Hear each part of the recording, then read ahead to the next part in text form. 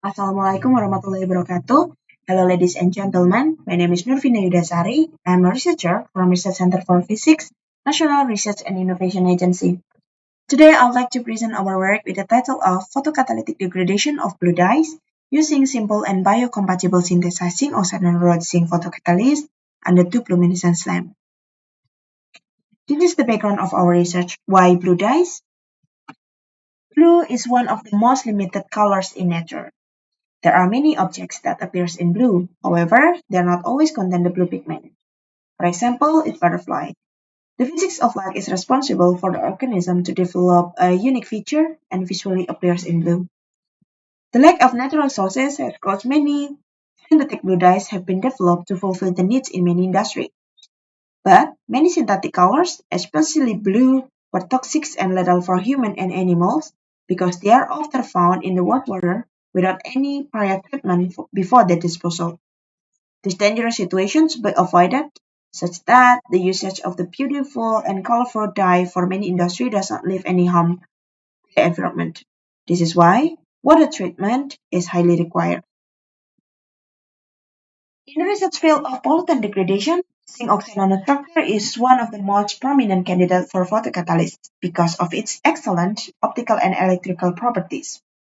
It is also environmentally friendly.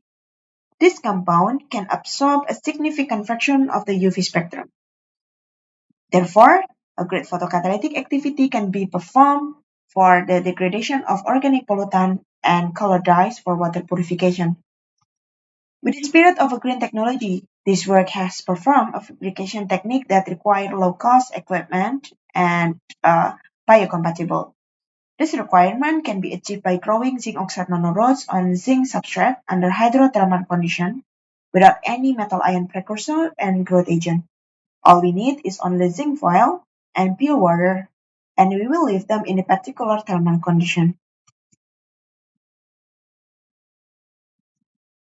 The zinc foil used in this experiment was cut into 15 millimeters, and it was washed using ethanol and pure water and placed on the autoclave. The pure water was then poured inside the autoclave.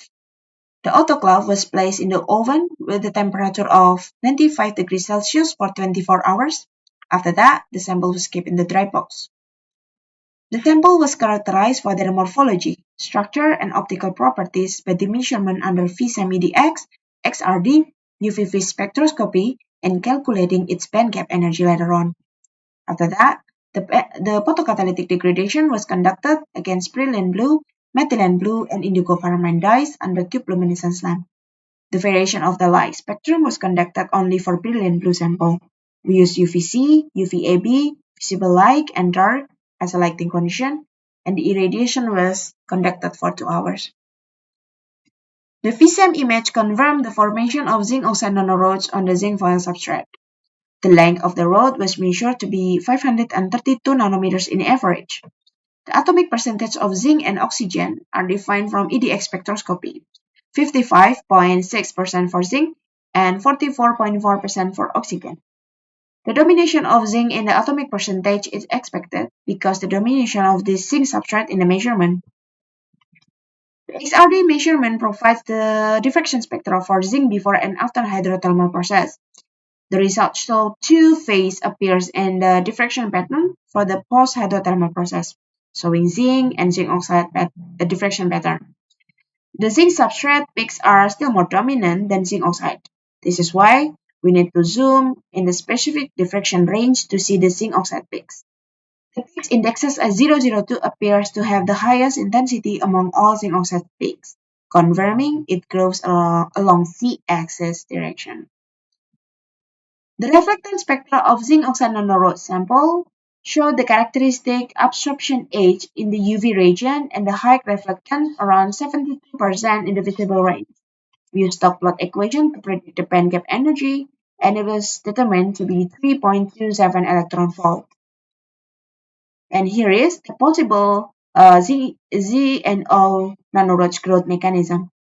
Inspired by some previous work conducted by other researchers, the mechanism was started by the oxidation of the zinc sources on the zinc substrate. The chemical reaction can be seen in the slide. After that, the zinc molecules are released and they are migrate and redeposit in the different surface of the substrate. This process was proven by the remaining metal oxide compound in the water measured using UV spectroscopy. And then here is the photocatalytic degradation of brilliant blue using zinc oxide nanorods under UVC, UVAB, visible light, and dark condition. The degradation rate formula can be seen in the slide. As we can see, the highest degradation rate is 85% achieved using UVC irradiation using zinc oxide nanorod sample. UVAB and visible light can induce about 47% and 36%.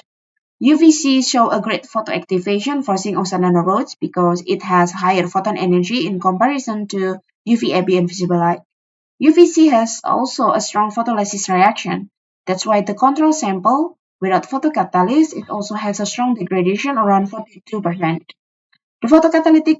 The non-photocatalytic mechanism was also confirmed under dark condition, and the concentration of brilliant blue reduced about 19%, which is believed to be the absorption effect of the sample.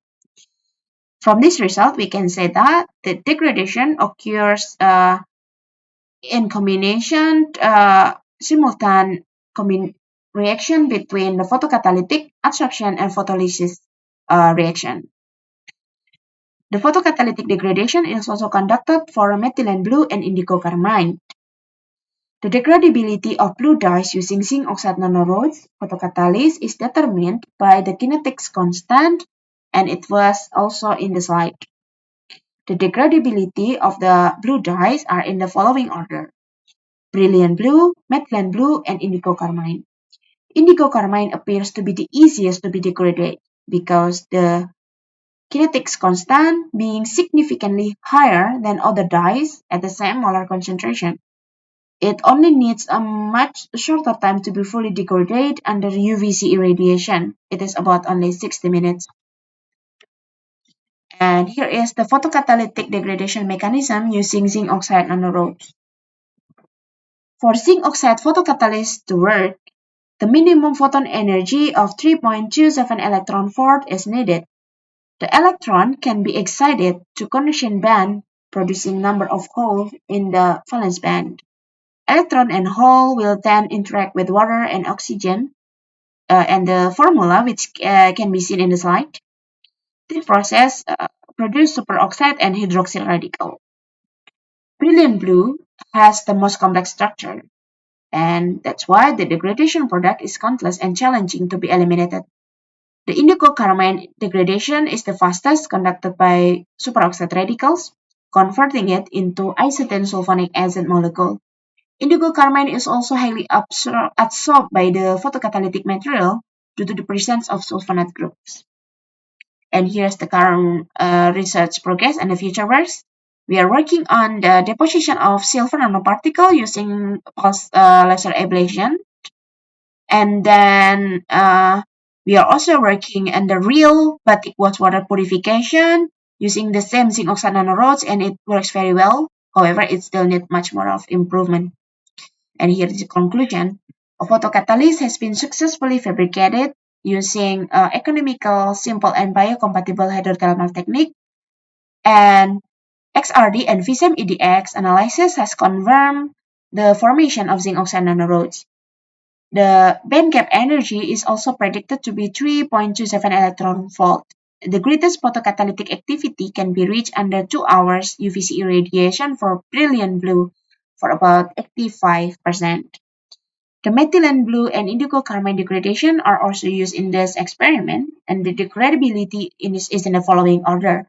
Brilliant blue is the hardest, and then followed by methylene blue and indigo carmine as the easiest to be degraded. The photocatalytic absorption and photolysis are proposed to be in synergic mechanism for the degradation of the blue dyes. This work was fully funded by the Kegiatan Prioritas Nasional Bidang Jasa Ilmiah. And then I would like to say thank you so much for all of your attention.